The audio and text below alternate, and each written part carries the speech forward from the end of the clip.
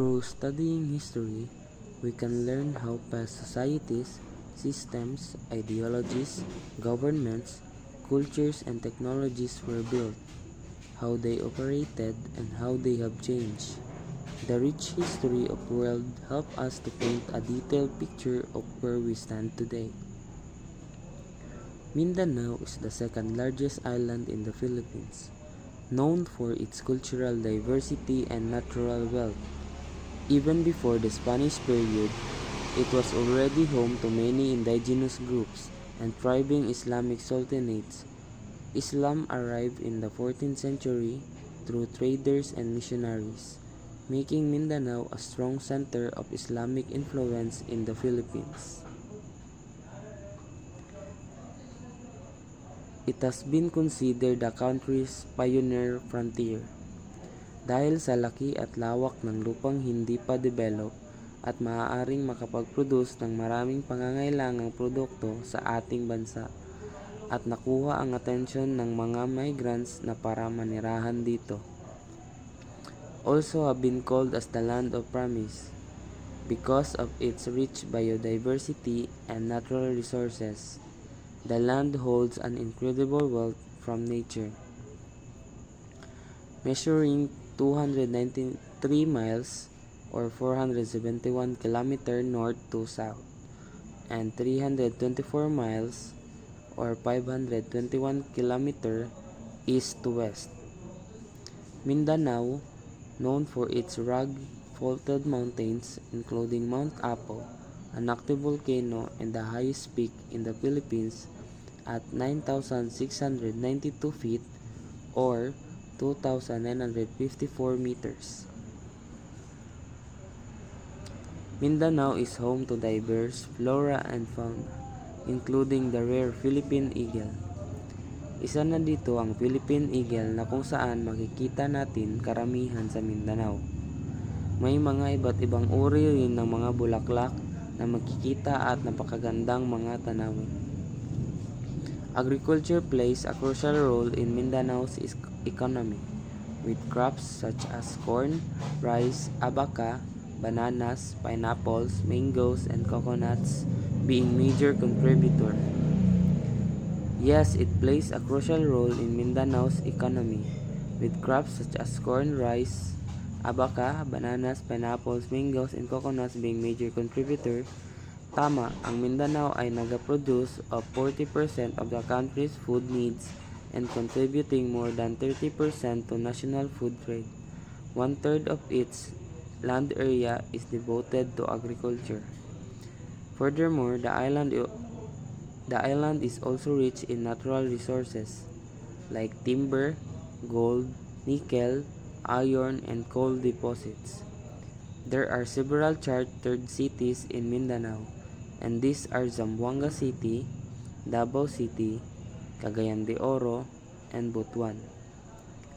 A city whose basic governance is established by a specific legal charter, a document that grants it significant autonomy, rights, and responsibilities beyond standard municipal structures. Like in Davao City, there were laws and ordinances in Davao City include the anti-speeding ordinance, the speed limit ordinance, the anti-smoking ordinance, and the anti-sobriety ordinance, which prohibit speeding in public, regulate vehicle speeds, restrict smoking in public areas, and ban public drinking respectively. Ito ang mga ordinansa sa ating syudad kagaya ng Davao City na ipinatupad noon pa ni President Rodrigo Roa Duterte na hanggang sa ngayon ay patuloy pa rin na pinatutupad at sinusunod ng mga taga Davao City. At ang Mindanao ay talaga naman na napakalaki at ang lawak ng lupain. Kaya matatawag ito na major contributor ng pangangailangan sa Pilipinas dahil sila lamang ang natatanging sinusuportahan ang agrikultura na upang masustentuhan ang pangangailangan ng ating bansa. Sa ping ito, matutukoy rin natin ang iba't ibang indigenous groups na naninirahan sa Mindanao at kung paano lumawak ang Islam at ang mga pamumuno ng mga Islamic sultanates dito, at kung ano ng traders noon na naka-impluwensya sa Pilipinas. At ipagpapatuloy ng mga next reporter ang talakayin sa Brief History of Mindanao. Yun lang po. Good day everyone. I am Dayan Jengus Tupais Carial and I'm going to continue the discussion about the Sultanate. So Sultanate is a place or territory ruled by a Sultan. So Sultanate is a place where a Sultan makes the rules and is in charge. Historically, these were powerful regions and with rich cultures and tradition, especially in places like Mindanao. So, one specific example place in Mindanao are Sultan di Patuan Kudarat was one of the greatest known Sultan who controlled in Mindanao. So next, the ethnic and tribe groups. So these are groups of people who share the same culture, language, and history. So ethnic and tribal groups are communities with their own unique identities.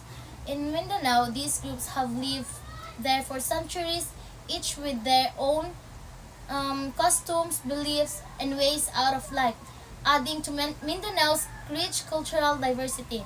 So these groups include the Lumad, Tiboli, Manobo, Bagobo, Moro groups like Maranao, Tausog, Mindanao, and etc. And that's all. Thank you. To continue the topic, I am Asher Jane Amuman and I will be discussing the cultural and religious identity of Mindanao. Beyond the typical tourist spot, Mindanao possesses a complex history and a vibrant tapestry of identity woven by diverse groups of people. Let's delve deeper into what makes this island so unique and how it impacts our understanding of Filipino identity. Mindanao is truly a melting point of cultures and religions. Its identity is intricately woven not only from indigenous traditions but also from the profound influence of Islam, which began as early as the 14th century, and the presence of Christianity, which brought its own distinct character to the island. According to cultural studies, this diversity isn't just a concept. It's vividly evident in the daily lives of the various ethno-linguistics groups that called Mindanao home. We see this diversity manifested in countless ways. First, let's consider the Muslim groups such as the Maguindanao. Known for their rich musical traditions like the Kulintang, the Maranao famed for their intricate wood carvings and the epic Darangan, and the Tausug, courageous seafarers with their own version of the Pangalay dance. They adhere to Islamic beliefs that shape only their cultural expressions but also their social structures and political systems. According to Dr. Hamidullah Raja, a scholar of Islamic culture in Mindanao, Islam is not simply a religion for these groups. It is the foundation of their identity, dictating their laws, customs, and relationships with one another. Then we have the Lumad tribes, who are the true inheritors of Mindanao's ancient traditions. These include the Subanon, known for their healing rituals and basket weaving, the Manobo, who have a deep connection to nature and their own cultural systems, and the Bagubo, who are renowned for their intricate beadwork and the creation of tinala cloth. As noted in a 2020 UNESCO report on indigenous cultures, the Lumad communities of Mindanao not only represent a vital link to the pre-colonial past of the Philippines, but they also possess knowledge and wisdom that is essential for addressing the challenges of the modern era, such as climate change and cultural preservation.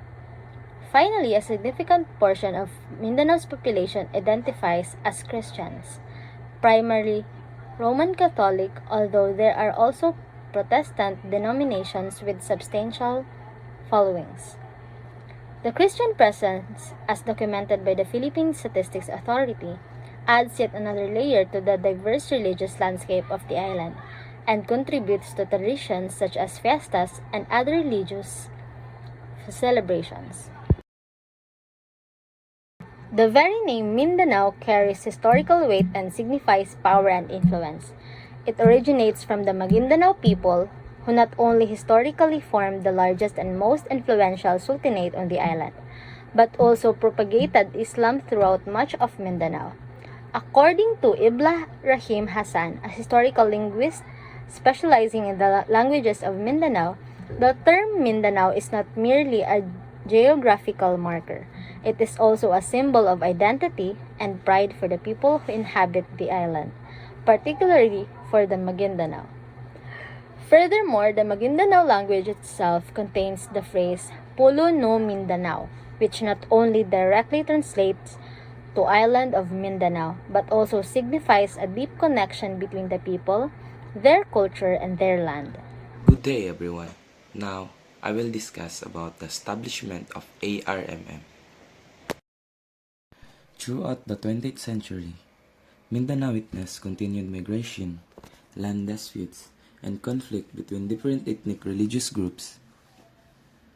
The Moro National Liberation Front, or the MNLF, was formed in 1969 by Muslim leaders in the southern Philippines who wanted to create an independent Islamic state.